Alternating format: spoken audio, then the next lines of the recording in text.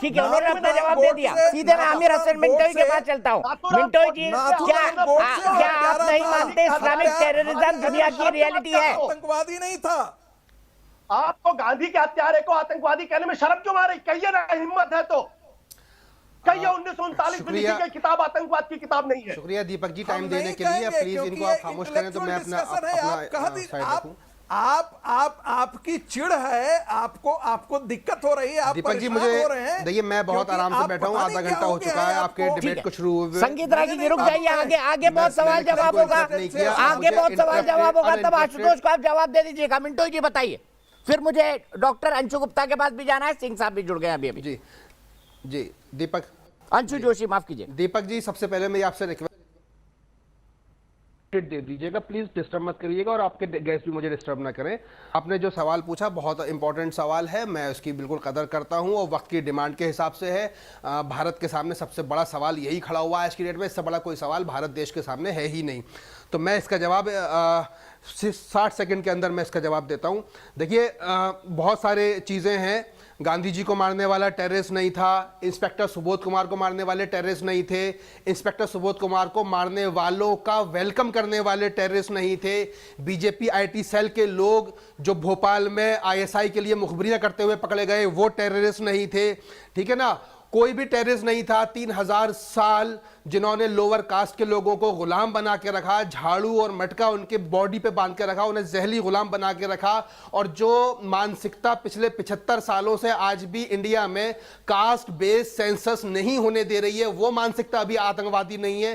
कोई मानसिकता आतंकवादी नहीं है, सिर्फ और सिर्फ मुसलमान आतंकवादी हैं, सिर्फ और सिर्फ इस्लामिक टेररिज्म दुनिया में है। मैं बिल्कुल आपकी बात मान लेता हूं और मैं आपसे दरख्वास्त करता हूं, यहां पर भारतीय जनता पार्टी के प्रवक्ता मौजूद है, मैं उनसे दरख्वास्त करता हूं कि हर सिलेबस में हिंदुस्तान की हर किताब के अंदर अपनी बात 90 सेकंड से ज्यादा बोल चुके हैं आप। सुनिए 90 सेकंड से मैंने आपको अनइंटरप्टेड टाइम दिया, आप 2 मिनट पूरे कर चुके हैं, आप 2 मिनट पूरे कर चुके हैं, आप फिर बोलिएगा, let me conclude, please let me conclude, please let me conclude। हाँ। मैं यहां पर भारतीय जनता पार्टी के प्रवक्ता मौजूद हैं, मैं कह रहा हूं आप हिंदुस्तान की हर किताब के अंदर इस्लामिक टेररिज्म का चैप्टर डालिए, सब कुछ करिए, लेकिन मेरी आपसे सिर्फ एक दरख्वास्त है, आप यहां पर एजुकेशनल इंस्टीट्यूशंस बनाइए। आप बताइए पिछले 7 साल में आपने कितने एजुकेशनल इंस्टीट्यूशंस बनाए? पॉलिटिकल बात मत बताइए, एजुकेशन का बजट कहां बात करते हैं, उसी पर विवाद चल रहा है। मिंटोई भाई आगे पॉलिटिकल स्कोर सेटल कर लीजिएगा ना, लेकिन आपकी बात को सुनकर मुझे लग रहा है, आपकी बात को मुझे सुनकर लग रहा है आप इतने अच्छे आतंकवादियों के नाम बता रहे हैं, आपकी बात को सुनकर लग रहा है, इनकी बात को सुनकर लग रहा है doctor Anshu Joshi ji Osama bin Laden India Gate पे आइसक्रीम बेचता था। मुझे आमिर हसन मिंटोई की बात को सुनकर यही लग रहा है कि ओसामा बिन लादेन जैसा शांति का दूत इंडिया गेट पे आइसक्रीम बेचता था।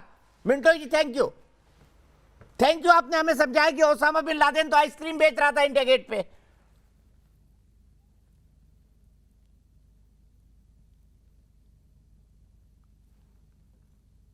अंशु जी बोलिए, मिंटोई जी की बातों पर क्या कहेंगी?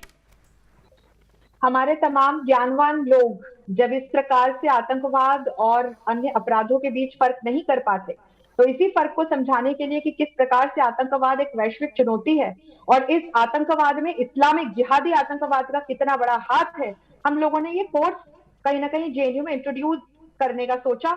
और जब हम आतंकवाद पढ़ाते हैं, कंसेप्चुअली उसके प्रकार पढ़ाते हैं, तो पूरे विश्व में जिहादी इस्लामिक आतंकवाद पढ़ाया जाता है। दीपक जी, हम कोई नया काम नहीं कर रहे हैं। और दूसरी बात ये कहना चाहूंगी कि कृपा करके एथनिक इश्यूज को या एथनिक कॉन्फ्लिक्ट को आतंकवाद से उसकी तुलना मत कीजिए।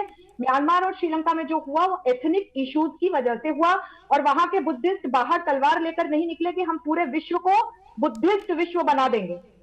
आप सभी जानते हैं कि किस प्रकार से चाहे अलकायदा हो, तालिबान हो, आईएसआईएस हो, बोको हरम हो या अन्य आतंकवादी इस्लामी आतंकवादी संगठन हो, इन सभी का एकमात्र उद्देश्य एक धर्म विशेष का शरिया या इस्लामिक स्टेट पूरे विश्व में स्थापित करना रहा है।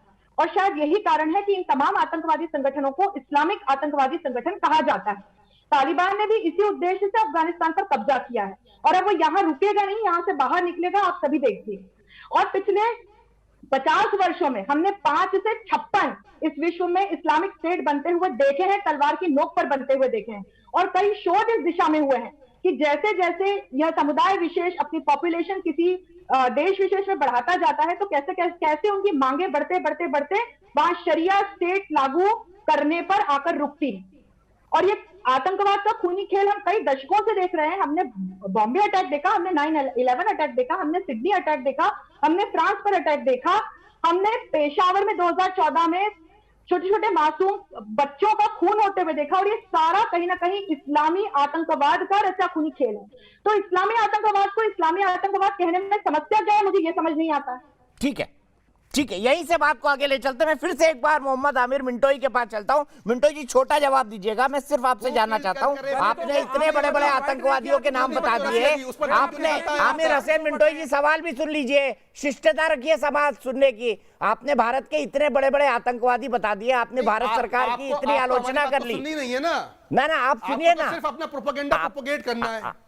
तो आप क्या करने आए हैं? आपके लिए देश आप आइसक्रीम बेचने तो आए नहीं है, आपका भी एक, आपके दिमाग में भी एक प्रोपेगेंडा है। आप घरों में जो आप के अलावा बाहर जो रखेल पालते थे, ऐसे ही भारतीय जनता पार्टी ने आप लोगों को पाल रखा है। आप लोग देखिए बॉस,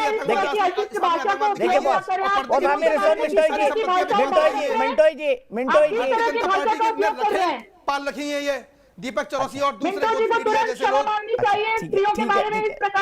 अब मेरे दर्शक डिसाइड करेंगे कि मिंटोई जी को बहस में रहना चाहिए कि नहीं। करण गाजियाबाद से जुड़ गए मेरे एक दर्शक। करण बताइए, मिंटोई जी को बहस में रहना चाहिए?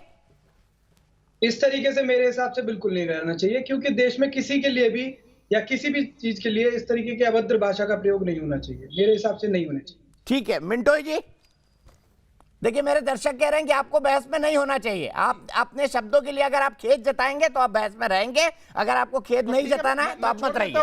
देखिए मेरी अपनी राय है, आपकी अपनी राय है, हम सब अपनी राय रखने के लिए स्वतंत्र हैं, इसलिए हम यहाँ पर आए हैं। आशुतोष कुछ कहना चाहते हैं? मेरा चैलेंज एक्सेप्ट करने के लिए मैंने पहले भी इतिहास के लिए आपको चैलेंज किया है। आपके अंदर दम हो तो आप आ जाइए। देश की स्त्रियों से मुखातिब आप औरतों के बारे में इस प्रकार की अशिष्ट भाषा का उपयोग कर कैसे सकते हैं? मैं आपको नहीं कह रहा हूं, मैं दीपक जिसको भी कह रहे हैं, जिसको भी कह रहे हैं, जो भी कह रहे हैं, ये आपकी सोच दिखाता है, ये आपकी सोच दिखाता है मिंटोई जी। आशुतोष कुछ कहना चाहते हैं? आशुतोष, उसके बाद आगे की बहस होगी। आमिर मिंटोई प्रायोरिटी पे नहीं है देश। आमिर मिंटोई